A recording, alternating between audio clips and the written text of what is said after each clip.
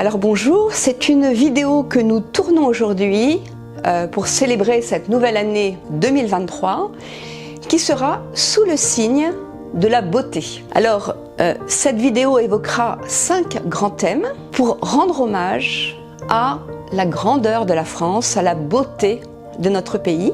Tout d'abord, l'architecture, ensuite la danse classique, en troisième thème, les écrivains, les poètes, la musique, en quatrième thème, l'éducation, et enfin, pour clore cette vidéo, j'évoquerai quelques grands personnages historiques de la France.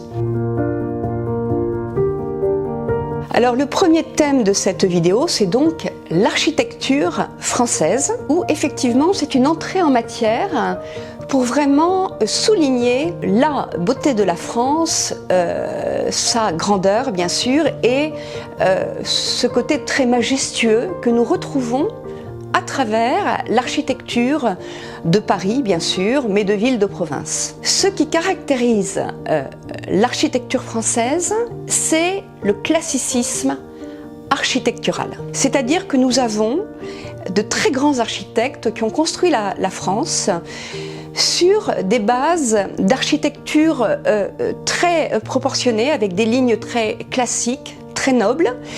Et pour cela, ils se sont inspirés à la fois de l'Antiquité, mais également de la Renaissance. Il y a énormément de monuments, de rues, qui sont basés sur des canons de l'époque gréco-latine et qu'on retrouve par exemple à Paris dans la rue de Rivoli. On peut citer également à Paris la place des Vosges ou encore l'église de la Sorbonne. Alors en province, nous avons le Palais Gallien qui a été porté par le projet de Louis XIV et Louis XV, deux rois qui voulaient faire donc à la fois en province un parallèle avec la beauté de l'architecture parisienne. En parlant d'architecture, on ne peut pas faire l'impasse d'évoquer le château de Versailles, qui est vraiment le symbole de ce classicisme de l'architecture française, avec l'architecte Louis Le Vau, et également ce dessinateur qui a vraiment marqué son époque, qui est André Le Nôtre, qui a vraiment poser les grandes lignes de l'architecture des jardins. Le jardin du château de Versailles est vraiment un exemple, avec des très grandes allées. Il a mis l'accent sur l'importance des terrasses et la présence de sculptures. Donc il y a vraiment cet magnifique héritage de l'architecture, de tous ces grands noms qui ont marqué à travers tous ces monuments que nous croisons quand on se promène en France, que ce soit donc à Paris ou en province. On est frappé par la beauté de ces monuments qui sont présents dans notre vie quotidienne, dans notre quotidien de citoyens français. Le deuxième thème de cette interview, c'est bien évidemment la danse classique, qui est aussi une discipline qui confirme encore cette volonté de la France de s'inscrire dans la beauté. La particularité en France, c'est que les jeunes filles françaises, depuis l'Académie royale de danse, sont inscrites dès leur plus jeune âge à des cours de danse classique. Et donc ça leur donne très jeunes le sens de la rigueur, un maintien, une posture élégante. Elles vont acquérir à travers ces cours de danse une manière de se mouvoir, une gestuelle très élégante qu'elles vont garder tout au cours de leur vie de femme. Elles vont conserver vraiment tout cet enseignement qu'elles auront eu dans le cadre des cours de danse classique. Donc ça m'a paru important de souligner ce point, c'est que puisque l'on est sur le thème de la beauté, de rappeler cette particularité qu'il y a en France. Il faut savoir que c'est un chorégraphe de la cour des rois qui s'appelait Pierre Beauchamp qui a codifié les 5 positions de la danse classique et également le système de notation. Et Pierre Beauchamp a posé cette codification qui est enseignée dans le monde entier. Donc là encore, on voit l'apport de la France qui a donc posé des bases de danse classique qui sont enseignées dans toutes les grandes écoles de danse internationale. Alors, En France, nous avons des chefs-d'œuvre de danse classique qui sont par exemple le Lac des Cygnes, Casse-Noisette, avec cette métaphore qui consiste pour le danseur à porter le corps de la danseuse vers le ciel. Et c'est vraiment l'idée d'élévation du corps, mais également élévation de l'âme et de l'esprit. Toujours aller vers le haut, toujours aller vers le meilleur. Et donc, on retrouve toute cette idée d'élévation, d'excellence dans tous les grands ballets de danse classique. Alors à propos de danse, on doit bien évidemment évoquer un chorégraphe contemporain. Maurice Béjart est un chorégraphe incontournable puisqu'il a posé des principes novateurs en matière de danse. Il a fondé par exemple les cursus danse-études pour permettre aux jeunes filles de tous les milieux sociaux d'acquérir à des cours de danse. Il a aussi collaboré à la recherche médicale entre le monde de la danse et le corps hospitalier pour voir de quelle façon la danse pouvait apporter des bienfaits au monde de la médecine. Et bien évidemment, la danse classique est consacrée par le titre suprême, qui est le titre de danseuse étoile. C'est un rêve pour toutes les petites filles de pouvoir aller vers cette consécration. Et il y a d'ailleurs un très beau film du réalisateur Niels Tavernier, tourné dans les années 2000 je crois, qui s'appelle Tout près des étoiles, où Niels Tavernier est allé à l'Opéra national de Paris pour suivre toute la préparation du corps de ballet, les cours avec les professeurs, toutes les techniques absolument à la pointe qui sont enseignées aujourd'hui dans nos très grands opéras de danse en France. On aborde maintenant le troisième thème de cette entrevue, basé sur cette idée de beauté pour cette nouvelle année. Le troisième thème sera axé autour des écrivains, des poètes, des musiciens qui ont vraiment marqué l'histoire artistique, culturelle de France. Bien évidemment, en France, il y a tant d'artistes, tant d'hommes de lettres que j'ai sélectionné quelques figures qui pour moi sont essentielles et puis qui ont marqué mon chemin personnel. Je vais commencer avec deux très grands poètes français dont les poèmes véritablement sont encore aujourd'hui célébrés. Alors tout d'abord Charles Baudelaire et ensuite Arthur Rimbaud. Charles Baudelaire, ce qui est très intéressant, c'est que lui-même a déclaré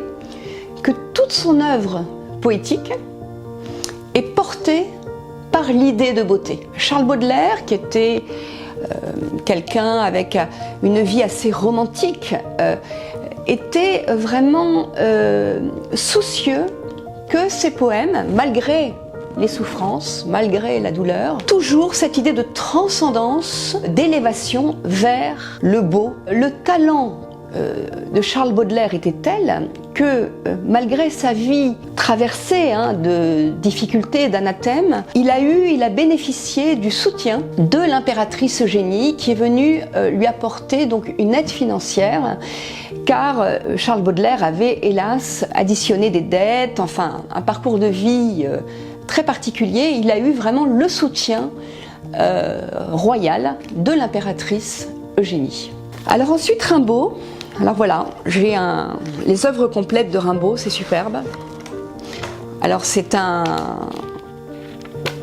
poète qui a eu une vie poétique assez courte, mais absolument fulgurante et remarquable par son génie. Rimbaud était considéré presque comme un voyant, c'est-à-dire que à travers ses poèmes, il a eu des visions qu'il a essayé de nous transmettre à travers donc des poèmes majeurs.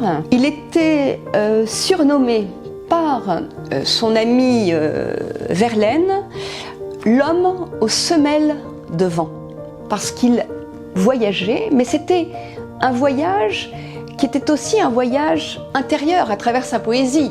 On sait qu'après, Rimbaud a beaucoup voyagé à travers différents pays, mais à travers son œuvre poétique, Rimbaud nous invite au voyage. Il était si brillant qu'à 15 ans, il avait remporté tous les prix d'excellence à l'école, en latin, en langue française. Et à l'âge de 17 ans, il a récité devant une assemblée son célèbre poème « Le bateau ivre », une lecture, une récitation qui a été applaudie à l'unanimité par toutes les personnes présentes. C'est vraiment dire la consécration qu'a eue Rimbaud dès ses plus jeunes années. Après la poésie, la littérature française, où là j'ai choisi un écrivain incontournable qui est Victor Hugo. Victor Hugo étant à la fois un homme de lettres, mais un homme politique très engagé qui a marqué son époque. Il a bien évidemment écrit ces ouvrages magnifiques que sont Notre-Dame de Paris ou Les Misérables, où il a voulu vraiment dénoncer la misère, la pauvreté. Il s'était d'ailleurs engagé pour lutter contre le travail des enfants. Il voulait venir en aide aux plus pauvres. Son magnifique poème qui s'intitule Demain dès l'aube, qu'il a dédié à sa fille Léopoldine, qui est morte tragiquement, noyé dans la Seine. Ce poème Demain dès l'aube est vraiment la quintessence de la poésie hugolienne. C'est absolument sublime. Et donc en parallèle, il s'est engagé dans beaucoup de thèmes cruciaux pour les citoyens français, pour la France, comme par exemple la lutte contre la peine de mort. Il voulait aussi abolir l'esclavage. Donc il était très en avance sur son époque, très visionnaire, et il a eu donc des funérailles nationales. Son cercueil, sa dépouille, a été accompagné jusqu'au Panthéon par un cortège d'environ 2 millions de personnes, ce qui était à l'époque tout à fait inédit. C'est dire vraiment l'attachement de notre peuple français à ce très grand écrivain. Pour cette partie donc artistique, je voudrais évoquer la musique, et j'ai choisi Serge Gainsbourg, qui a vraiment bercé mon adolescence et encore ma vie aujourd'hui. Serge Gainsbourg étant vraiment aussi une figure de cette inscription dans la beauté. Il avait commencé sa vie en tant que peintre aux Beaux-Arts, où il a donc appris vraiment les canons esthétiques. Et pour moi, chaque chanson de Serge Gainsbourg est comme un tableau. Il a d'ailleurs choisi des femmes absolument superbes pour interpréter ses chansons, comme bien évidemment Jane Birkin et Brigitte Bardot. Donc à travers les mélodies magnifiques de Serge Gainsbourg, on est vraiment porté vers ces rivages de toute beauté, de toute splendeur. Il a par exemple dans sa célèbre chanson « Je suis venu te dire que je m'en vais », donc il fait référence à Paul Verlaine. Serge Gainsbourg a également repris la célèbre chanson d'Édith Piaf, Mon légionnaire, où il rend hommage donc à ce corps militaire français.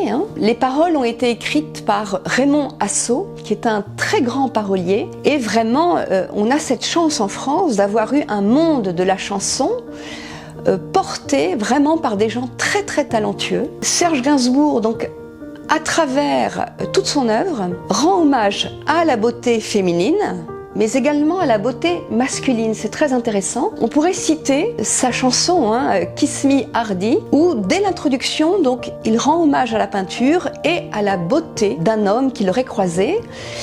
Et donc, cette chanson, en introduction, dit les mots suivants. D'un tableau de Francis Bacon, je suis sortie et j'ai rencontré un très beau jeune homme qui m'a dit « Kiss me, Hardy ». Et puis un jour, un matin, je suis partie et tous, là-bas, comme un seul homme, m'ont redit « Embrasse-moi, Hardy ». Donc c'est vraiment le thème de la passion amoureuse, de l'esthétisme qui est vraiment transmis à travers ces magnifiques chansons inoubliables de Serge Gainsbourg. Alors pour terminer cette partie sur le monde culturel, je voudrais donc évoquer le cinéma avec l'acteur Alain Delon, qui est véritablement un mythe.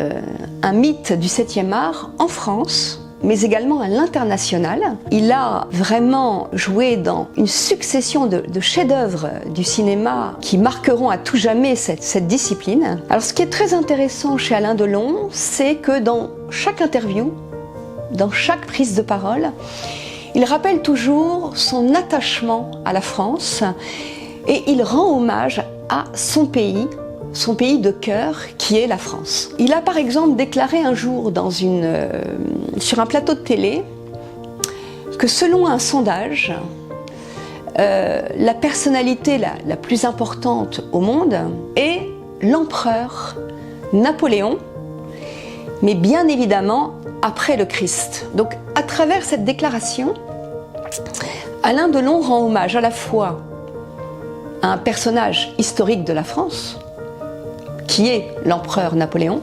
mais également aux racines chrétiennes de la France et à son éducation catholique. Alain Delon a d'ailleurs déclaré à plusieurs reprises qu'il porte toujours sur le revers de sa veste une photo de la Vierge Marie et une photo de Romy Schneider. Donc il fait vraiment le pont entre son attachement au christianisme et son identité intrinsèquement reliée au monde du cinéma et bien évidemment à la beauté qu'était notamment Romy Schneider. Alors Alain Delon aussi a rappelé très souvent qu'il a été élevé dans sa jeunesse dans le culte du général de Gaulle. Alain Delon aurait acquis aux enchères une célèbre affiche qui était placardée sur tous les murs de Londres en 1940.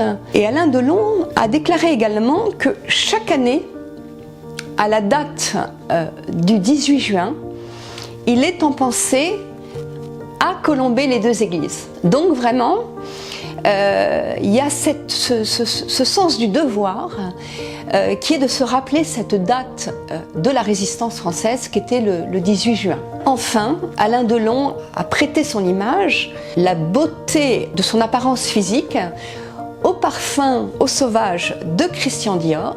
Et de cette façon, Alain Delon fait un lien avec tout le monde du luxe, de la mode, de la haute couture, qui sont vraiment également typiquement français et qui confirme là ici encore la beauté de notre pays. Il faut savoir que l'appellation haute couture est une appellation protégée par un décret français de 1945. Donc là encore, on est baigné dans un environnement magnifique d'élégance, de ravissement, de beauté qui font vraiment de la France un pays exceptionnel.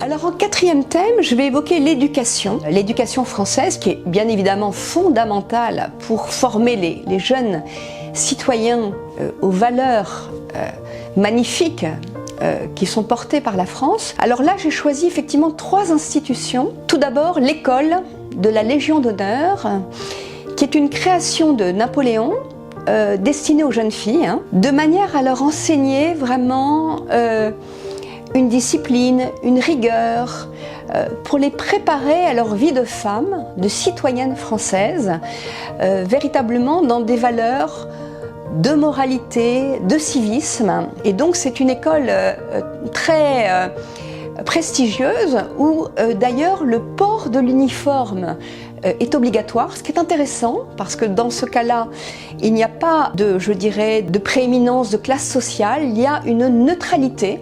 L'uniforme d'ailleurs est très beau. Et ce qui est très intéressant dans cette école, c'est que les enseignements sont pluridisciplinaires et les professeurs mettent vraiment l'accent sur les disciplines artistiques, principalement la musique. L'école de la Légion d'honneur se trouve à Saint-Denis, dans un bâtiment classé monument historique. Et dans cette école, vous avez une très grande salle avec un piano magnifique. Et donc les jeunes filles peuvent venir jouer entre leurs cours, entre leurs révisions. Elles donnent chaque année un concert devant le président de la République. Elles donnent également des concerts salle Gaveau. Et cette école de la Légion d'honneur est tellement un symbole de la République française que au cours de la Première Guerre mondiale, le lieu historique de l'école a été bombardé par les Allemands.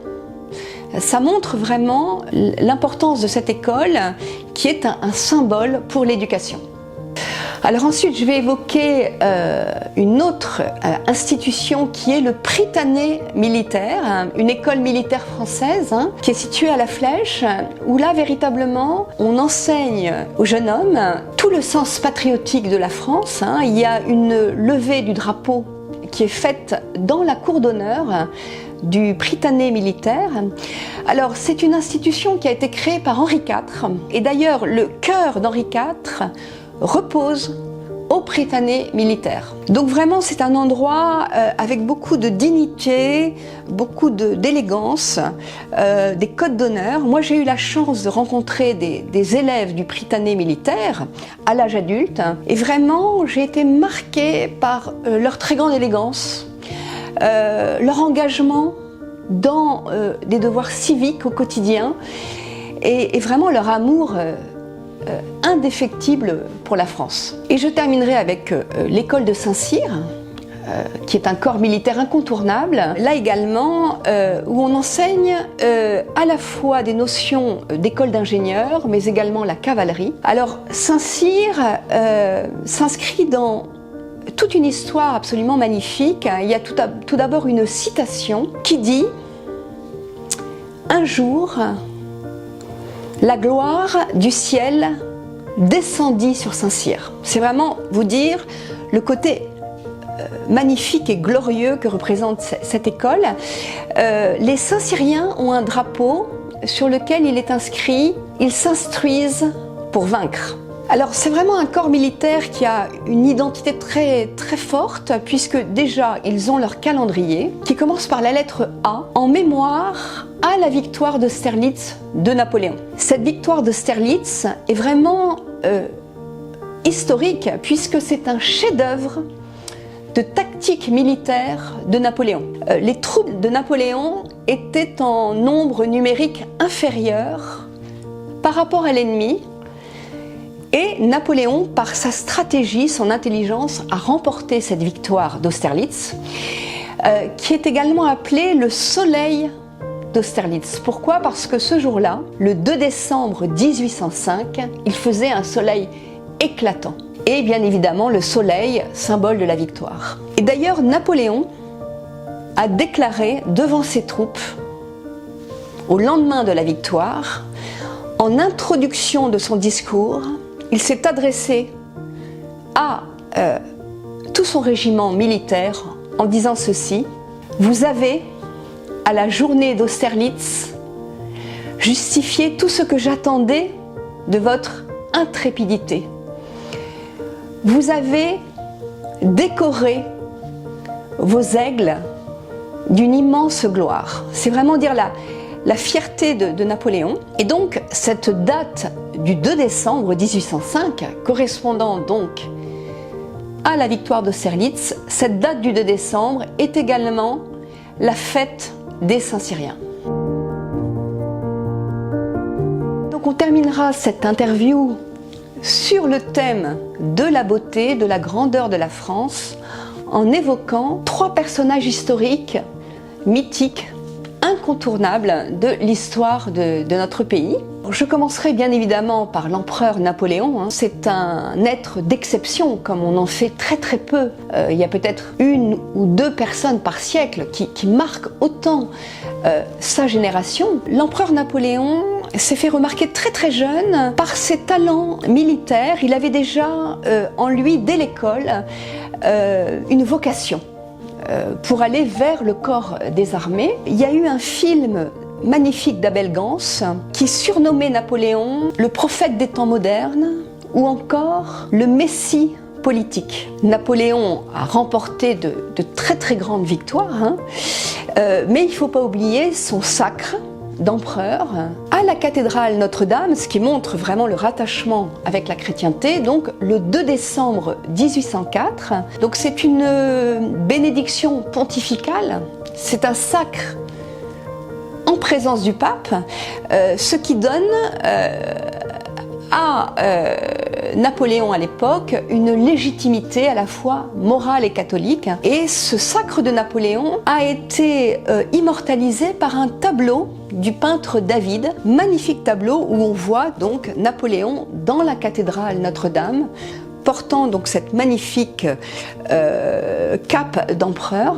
Cette date du 2 décembre a un écho personnel puisque je suis née un 2 décembre, ce qui fait que je me sens tout à fait redevable vis-à-vis de mon pays, la France, et je me sens surtout inscrite dans cette histoire de France, dans ces dates fondamentales. Outre ces faits d'armes absolument remarquables, qui sont d'ailleurs enseignés dans toutes les écoles militaires du monde entier, Napoléon a également posé les bases des institutions politiques contemporaines. C'est Napoléon qui a créé les préfets. C'est lui qui a créé également la Banque de France, les lycées. Et puis il est aussi très connu pour avoir posé les bases du Code civil, qu'on appelle d'ailleurs le Code civil napoléonien. Moi je suis juriste et j'ai étudié pendant toutes mes années d'études à la faculté de droit ce Code civil. Et donc c'est très intéressant. Il a aussi, Napoléon,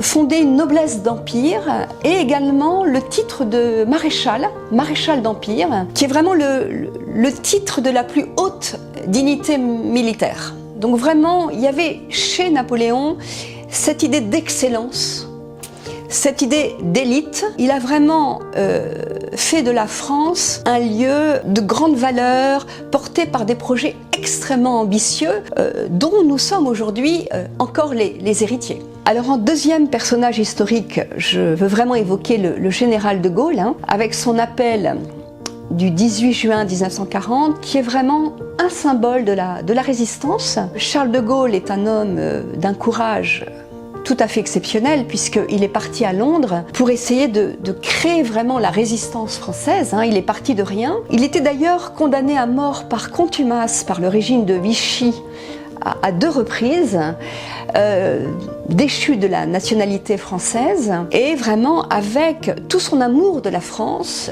il a réuni autour de lui des hommes exceptionnels pour faire basculer le destin de la France. Alors dans ses mémoires de guerre, Charles de Gaulle a des mots très forts où toujours il veut agir au nom de la France et pour sa patrie.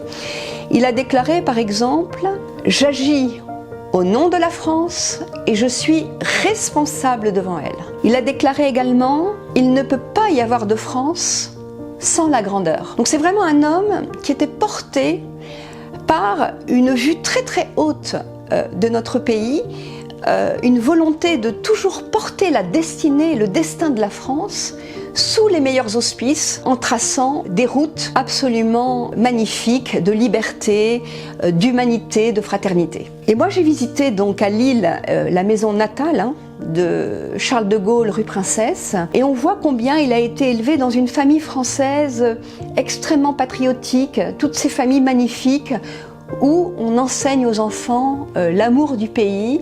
Il y a dans cette maison aussi certaines salles qui sont réservées pour la prière, donc il y a aussi la présence du catholicisme. J'ai des grands-parents qui ont connu cette époque de la Seconde Guerre mondiale, qui ont connu la résistance, et donc c'était important pour moi de saluer la mémoire du général de Gaulle.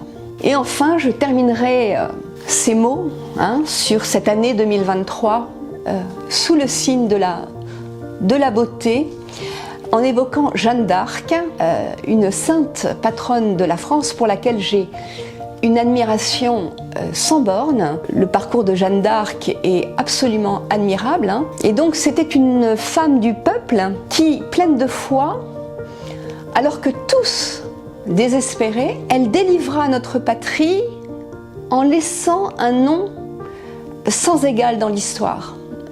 C'est vraiment la figure féminine française incontournable. Et ce qui est très intéressant chez Jeanne d'Arc, c'est que par exemple, lors de son procès à Rouen, les juges lui ont demandé « Mais à quel moment vous avez entendu la voix de Dieu, cette voix qui vous a intimé, qui vous a demandé de sauver la France ?» Et elle a répondu d'une manière très succincte, très brève, mais très belle, en 4 vers poétiques pour décrire ce moment précis où la voix de Dieu est venue à elle. Et elle dit ces mots suivants. Puis vint cette voix, environ l'heure de midi, au temps de l'été, dans le jardin de mon père. Et voilà, elle était très jeune, c'était l'été, elle était dans le jardin de son père quand la voix de Dieu est venue à elle pour lui demander de sauver la France, et c'était le début de l'histoire de Jeanne d'Arc. Et je voudrais clôturer cette interview avec un poème magnifique que j'ai vu inscrit sur une stèle en marbre, une statue de Jeanne d'Arc. Au pied de cette statue, il y avait ce poème que je n'oublierai jamais, qui, en quelques mots, dit ceci. Elle aima tant la France.